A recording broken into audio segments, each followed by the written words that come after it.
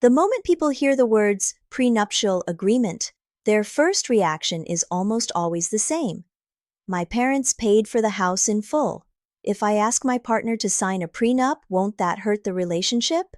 Doesn't it feel like I'm protecting myself from the person I'm about to marry? Hi, I'm Sandra. I've been a financial advisor for over 20 years, and what I see in real life is actually the opposite. What truly breaks relationships isn't how much money there is. It's that the rules around money were never clearly defined from the very beginning. Real maturity isn't about avoiding risk. It's about being clear about the rules. You talk about boundaries first. Then you can talk about trust and whether you're really ready to build a life together. Today, I want to focus on just one question. When parents help their child with premarital assets, should there be a prenup in place before marriage? Legally, it's called a marriage contract. Most people just call it a prenup. Now, here's my conclusion. When a marital home is fully or largely funded by one spouse's parents, you should, and you really should, have a prenup in place. But what I want you to take away from this video isn't just a yes or no. It's how to have this conversation without hurting the relationship.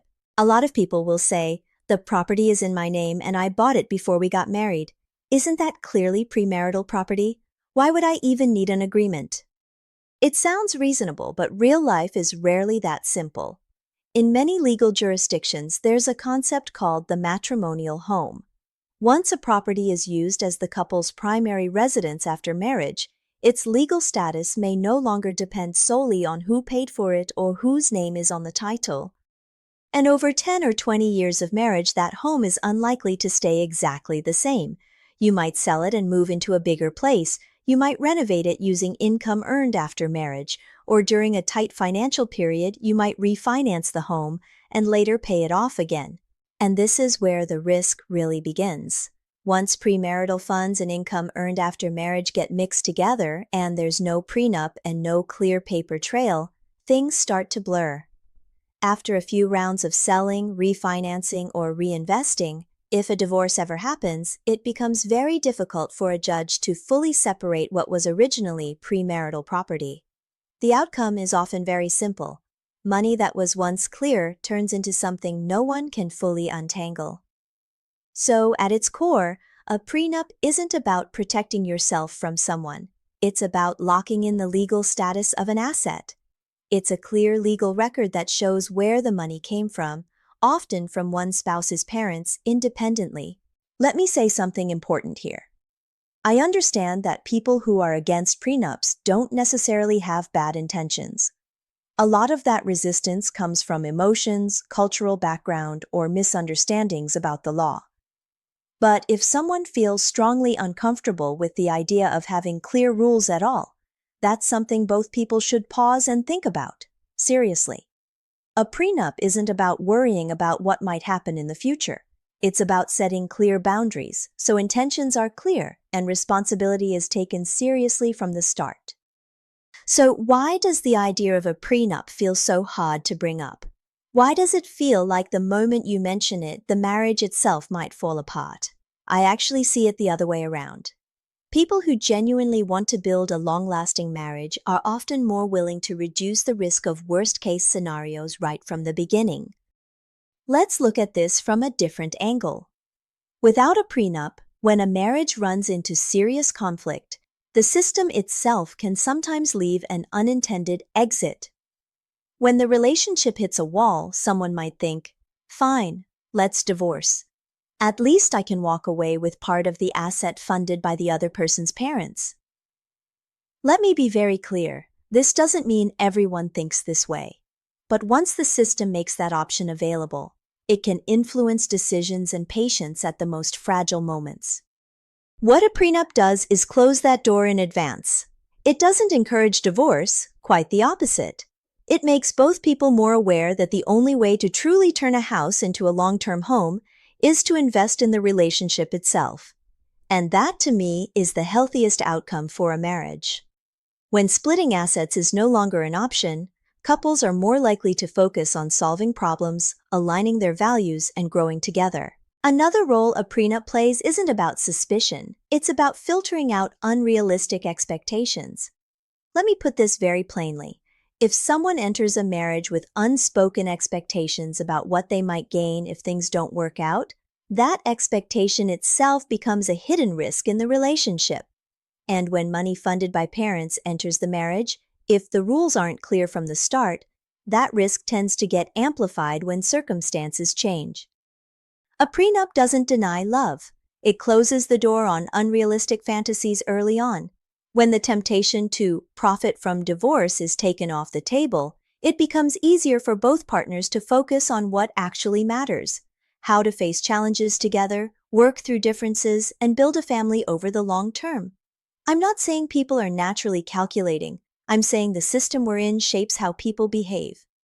Often, people don't plan to take shortcuts from the beginning. But when a relationship hits its lowest point and emotions are at their worst, if the system happens to offer a low-cost exit, it can influence how decisions get made. The value of a prenup isn't about assuming the worst about human nature or draining warmth from a relationship. It's about turning responsibility into something real.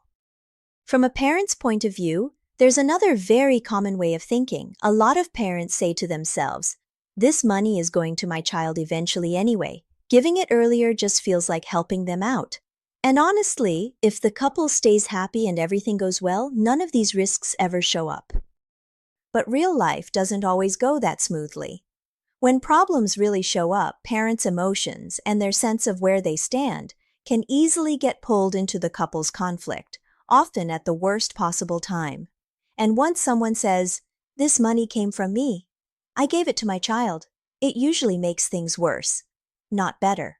The couple finds it even harder to talk things through.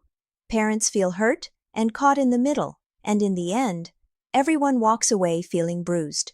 So what a prenup really does is draw a clear line between what parents contributed and what the couple builds together. It protects the part that came from the parents, and at the same time, everything the couple pays for, invests in, and builds together after marriage still belongs to both of them. What's truly unfair isn't having clear boundaries. It's mixing everything together until, in the end, everyone feels like they lost. When the rules are clear, relationships feel easier. When they're not, that's where the real trouble starts. So how do you bring this up without hurting the relationship? Here's a way to say it that's practical and actually lands well.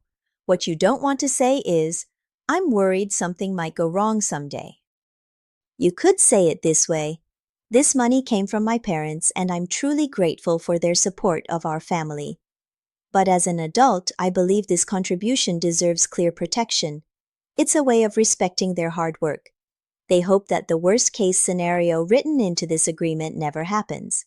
What they truly want is for us to communicate well, solve problems together, raise children in this home, and build a family that lasts. I'm using my parents' support as a starting point, but what I really want is to create a future with you. Once you move the conversation away from defensiveness and toward the life you want to build together, most mature people get it. This isn't a trick. It comes from a place of goodwill.